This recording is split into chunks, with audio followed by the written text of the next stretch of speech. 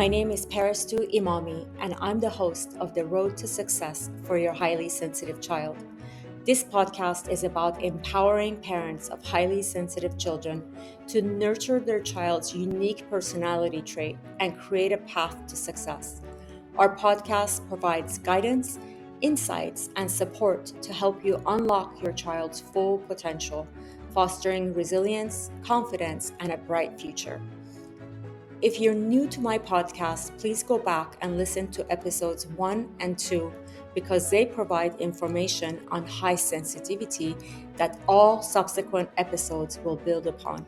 If you skip these episodes, you won't get as much out of this and all subsequent episodes. To book a private coaching session with me, please visit my website at parentinghsc.com. Today, I have the privilege of having my handsome, resilient, courageous, smart, and caring father, Dr. Mehdi Vahdat, as my guest. My father has embraced the positive and empowering aspects of being a highly sensitive person, has unleashed his superpowers, and has built a highly successful career as an ophthalmologist. Welcome, Dad. I'm so grateful to have you as my guest today. Thank you. I am waiting for you. Thank you, Dad. I'm so grateful that we have this opportunity to talk about your career and to help other people, mostly children that are, highly sensitive, understand what type of career would be best suitable for their personality trait. So let's get started by talking about how did you decide to become an ophthalmologist?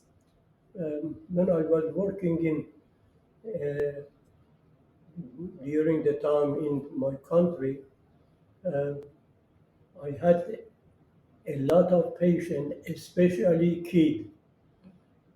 The kid, they used to go to another ophthalmologist in my country, but they didn't even look at that patient eye. But patient once in a while they come to see me in the office, and when I find out he is not seeing the patient, I start helping those patients without any charge. Mm-hmm. Then they can talk and say what problem they had and what was the result of the treatment of the other one. So when I start doing that, all of them, they were so happy, and they used to come to me and always thinking if they are in a place like uh, they are in a best place, best country, and very, very easy. They said whatever they have inside the body to translate to me. Yeah, to explain to your amazing listeners so you would really take the time to listen to your patients and to pick up on what's going on with their eye issues, and then also take into consideration what they have done before coming to you. And yeah, that actually translates into many aspects of being a highly sensitive person, which is number one, being highly intelligent. Number two, having empathy and compassion for other people, noticing subtleties that most people would miss, and being very observant and having attention to detail, and also being an excellent listener, which also translates into providing a safe space for others to share their thoughts and feelings. That's why you were such an amazing doctor and helped so many people. And the other thing is, you mentioned that you wouldn't charge these patients. And I remember as a child where so many people would come to our house at night, in the middle of the night, and I would ask, and you would never charge them. They would just show up at our house, knock on our door, and they had some eye issue. Maybe once in a while they would call us before coming. And I would always ask you, Dad, why do you allow people to come and wake you up in the middle of the night? And why do you help them in the middle of the night? And do you remember what your answer was to me? Yeah, that was the reason patient was not available to go to the office, Mm-hmm. and even if they know, I never think about the money first. Mm-hmm. First, my decision was to see the patient. Then, if he or she can say, pay me something, I charge them the lowest level Mm-hmm. and make them thinking very happy and very, they call it in my language, they were so razi as my job. Being very satisfied Yeah, with the work satisfied. that Yeah. you provided. Now, going back to my original question, which was, I know you told us how you got into working with children and their eyes, but when, what age were you when you decided that you were going to become a doctor? Oh, that was, uh, I was 22. Wow. When I finished high school, uh, I decided to go to do something for my future, and I talked to a lot of different people, uh, which they have. That some of them they were ophthalmologists, some of them was another thing, and I decided to go for the ophthalmology because that was very easier for me to understand what they are talking, and I think how can I treat it. Mm, That was the reason I choose uh, for myself to be a oculoplastic surgeon or oculoplastic, I mean ophthalmologist. mhm. That's wonderful. And I remember when I was a child, a lot of famous people would come and see you.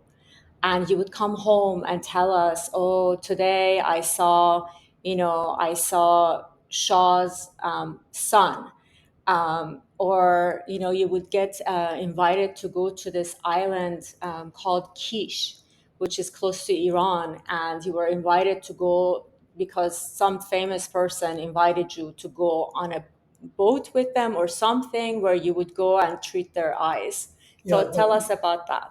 yeah, that is the, the sometimes when I saw a patient in the office, they I figured out they are coming.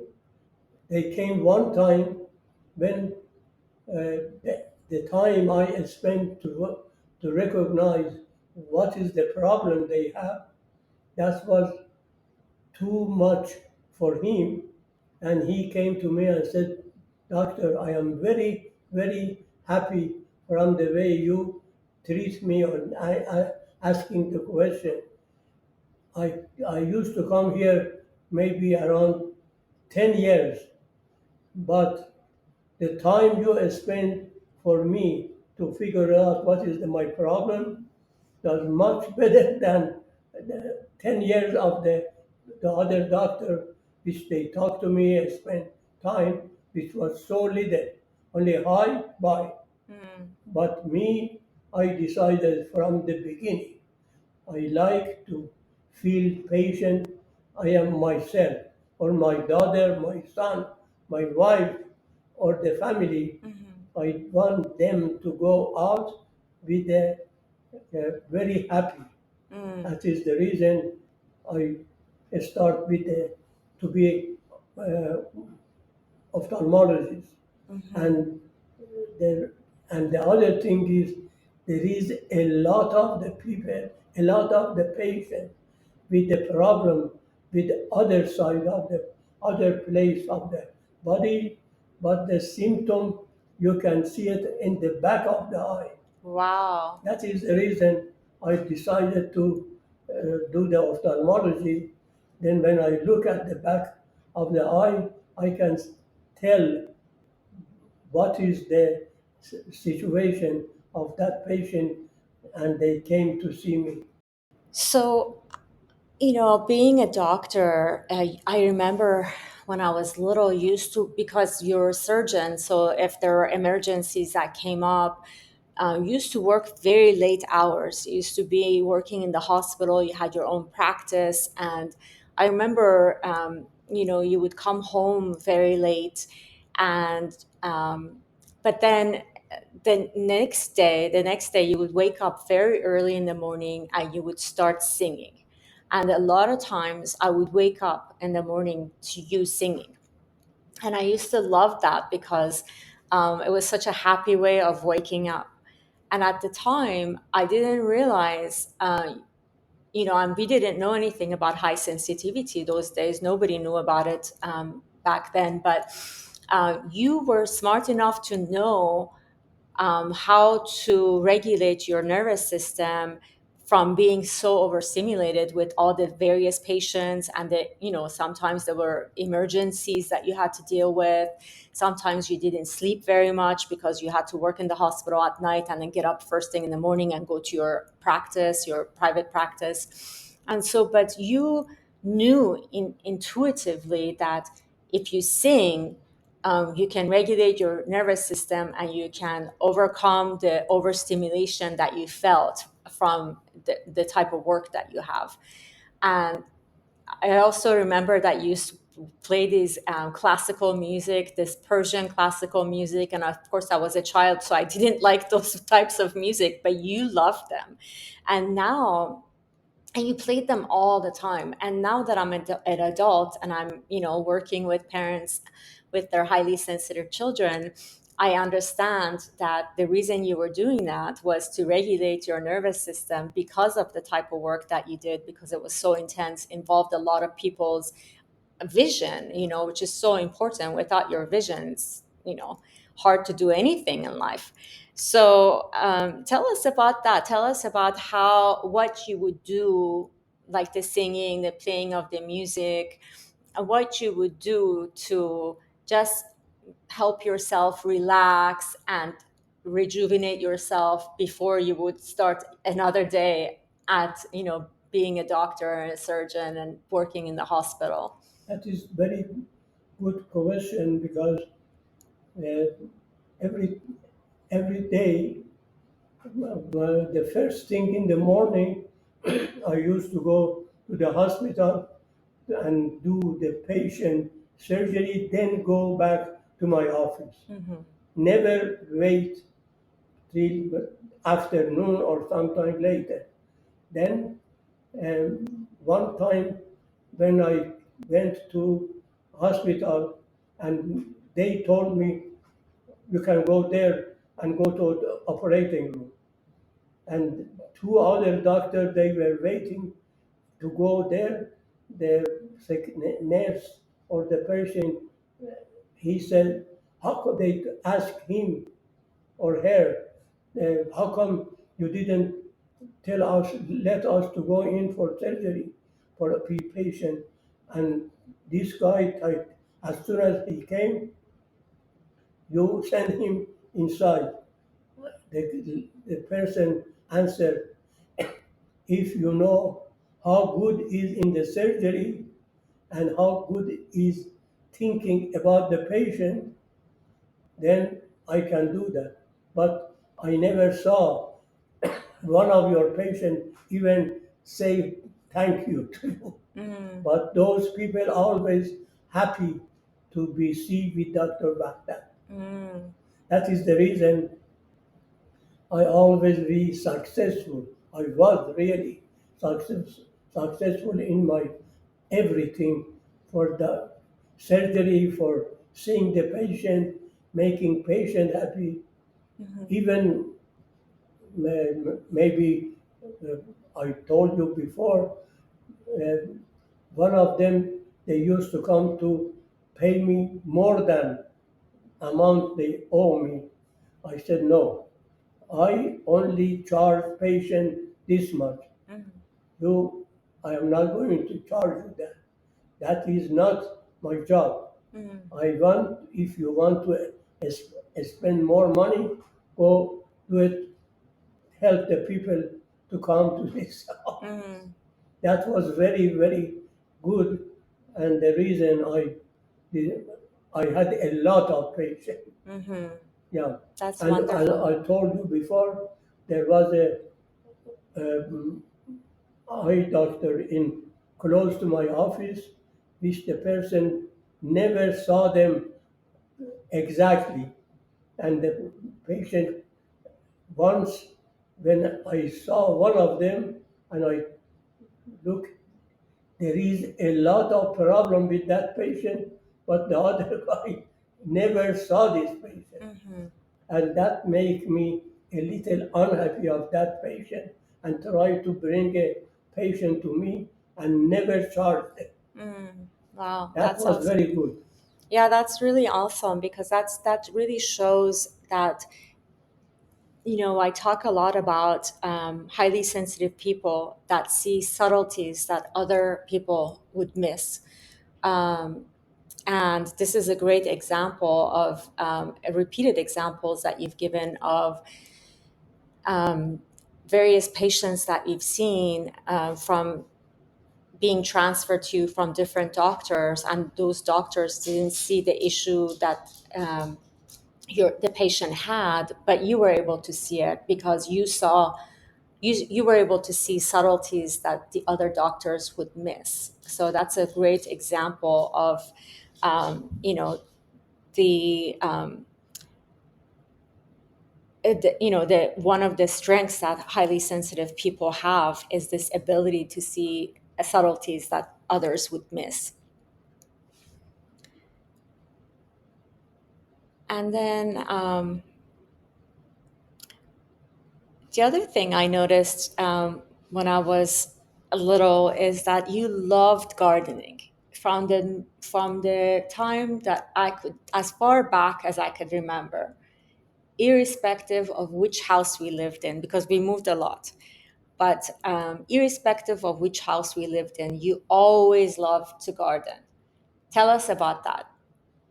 That was the personality of my. I always like to see all the flower and everything in backyard. Mhm. That is the reason I try whatever I make, spend it for my backyard. Yeah, That was very, very, make me very happy. yeah. That was the reason I did that. Yeah, because I think gardening to you was a way, getting back to how you used to sing for us. That was your way of regulating yourself. And now, of course, years later, we realize that this is a type of somatic practice that people do to regulate their nervous system. Gardening, being in nature, touching the soil, is also a type of somatic practice where it's a way of grounding yourself and bringing your nervous system to a regulated state. Again, it's things that we're now learning. You used to do intuitively, 40 years ago. So that's so awesome. And I remember that you were such a good gardener that no matter what you planted, no matter what you did, everything would blossom, everything would be beautiful and green. And of course, in the US, they call that having a green thumb. But there's nothing that you would plant that would ever die. Nothing. Not a single plant would ever die because you were so meticulous about knowing where to plant, what they need, and you tended to them for hours and hours. And so I found that to be so beautiful because I actually took after you. I also have a green thumb and I also love gardening. And even in my little tiny garden in San Francisco, I've made it look so peaceful. And that's the first thing that people compliment me on when they come to my home is like, oh, they're like, oh my God, your garden is like an oasis. It's so peaceful. It's so zen. So I think I got that from you. Good Um, job. yeah, thank you. And then the other thing I wanted to talk about to you was, I think if I'm not mistaken, you're the first person in your family to go to university. Uh, Right? None of your brothers or siblings went to the no, university. I was the oldest brother. Oh, I the, see. the, the other one, they were little. By the time finished, my high school, Hmm. and then I have to decide what to do for my future. Then I start thinking about being you know, a surgeon. I see. That is the reason. And then when I start that, then I have to decided which part of surgery or which kind of surgeon. Then I decided to go with the oculoplastic reason. One time I was one one of the time I was working with a group, and then those group they were five doctors, and one of them was a lady. One time she asked me, Dr. Vahdat, yes, I have a patient here, very little girl. She doesn't let me check her eye. I don't know why. I sit inside the office and I saw that little girl. She was around 3 years or 3.5 years old. Then, when I started and uh, talked to her and measured the vision, everything, she was so happy. Then, never asked me not to do that, not to do this. Always, good, Hmm. do, do it, do it. Yeah. So she was letting That, you that was the look at her reason. eyes. Yeah. Yeah, always I think about patient, not about money, not about other things. So I know we're getting close to the time where we need to wrap up. Um, but finishing the question that I had about you being the first person, I asked the wrong question. I meant to say that you're the first person in your family between your brothers and sisters. You're the first person in your family and the only person in your family who became a doctor. And only after you went to the university is some of the your siblings followed, because you have 11 siblings. So only after you went to college is it that other siblings followed. I think two or three of your siblings went to college after they saw that you were successful in college. That's what, at least that's what I remember from our childhood. And my dad is nodding for Good the, job. yeah, for the for those of you in the who are listening. My dad is nodding his head yes. Okay, as we wrap up, Dad, do you have any word of advice for parents who have highly sensitive children? What advice do you have for them as far as helping their children figure out what career would be suitable for them? Uh, I think the best way when the kid are on the age, they can understand what you are talking about, whatever you want to tell them. You Hmm. have to wait, not when they are 8 years or 10 years. Yeah, You have to let them go a little more, yeah. and then you can decide explain all the problem they have, or what is the treatment, or if they need a surgery. That is the reason. No, no, no. I'm sorry. Let me say the question in Farsi first.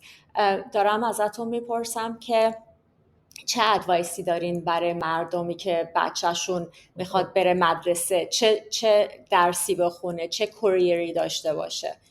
خب دیگه همین رو داشتم نه، شما میخواستیم بگین که تریتمنتش چیه، میخوایم ببینیم چی کار باید بکنن، به بچهشون چی بگن، چه کاری برن. میگم they have to من معمولا اجازه میدادم بچه گرو کنه. از اولش نمیگفتم تو باید این کارو بکنی تا Mhm. موقعی که برسه به سن Mhm. over 18 over 16 sorry 16. Okay. آره then they understand what is all the thing I am talking to them. Mhm. If you start when they are age low I in understand. 8 10 12 ولی چی درس بخونن؟ چی کاره بشن آره که دیگه خوب میگم باشه؟ بعد از اینه که اونجا بهشون میگفتم اگر میخواین یک کاری انجام بدین که بتونین به دیگران خیلی کمک کنین شدن دکتر دکتره Mhm. اگر دکتر بشین بعد به مقداری از مدت زمان کارتون رو بذارین فقط برای پیشنت ها نه برای کسای دیگه Mhm. در نتیجه پیشنتتون هی بیشتر میشه و شما میتونین بیشتر در موردشون فکر کنید Okay. بذارین من به انگلیسیشو بگم. I'm going to interpret that for our English speaking listeners. So my dad's answer to the question of what do you suggest, what advice do you have for parents of highly sensitive children about which career they should pursue? He said first to wait till the child is 16 or older to talk about you know what what field they should go into career wise. Um, and then, secondly, he recommends going into becoming a medical doctor because of the fact that highly sensitive children have a lot of the a lot of the personality traits that a good doctor would need, such as being a great listener, such as being compassionate, empathetic, being tenacious, not giving up, going, keep thinking about things that would help the patient get better and not just going with one idea. And then also one thing that he didn't mention here, but I remember as a child, as a teenager, I should say, my dad would always encourage. Well, first of all, he encouraged all of us to go into medical school, but unfortunately, none of the kids went into medical school. But the second thing was always have your own practice, always be your own boss. And I think the reason that he would tell me this is because as a highly sensitive person, if you're your own boss, then you are the one setting the rules. Nobody's telling you what rules you need to follow. Nobody's telling you what processes you need to follow. You get to decide your own destiny. And my dad said to me that you need to be your own boss. You need to be able to open up your own business. And unfortunately, I didn't listen to my dad. Then I went and worked for a corporation. And I definitely went through this stuff that my dad was trying to avoid, me going through all the pain that he was trying to avoid for me. But at the end, I did get to where my dad wanted to for me to be. And now I do have my own business. Now I am my own boss. And I really understand what my dad was talking about because it is really amazing being your own boss, being able to decide for yourself every single day what you're going to do for that day, what people you want to help. Which people you want to help, how do you want to impact this world, because I do every single morning, the first question that I ask God is, God, please put me in situations, bring people into my life that need me, that need my help, that could benefit from me, that I could have a profound impact on. And so I get to do that. I get to live my life exactly the way I want to.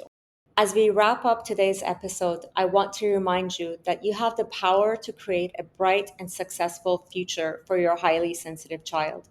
Embrace their uniqueness, nurture their strengths, and provide them with the love and support they need. Together, we can pave a path to success that aligns with their sensitivity. Thank you for joining us today, and remember, you're not alone on this journey. We'll be here with more insights and inspiration in our next episode. Until then, keep believing in your child's potential because they truly are extraordinary. Stay tuned, stay inspired, and stay committed to setting your child up for success in life. To book a private coaching session with me, please visit my website at parentinghsc.com.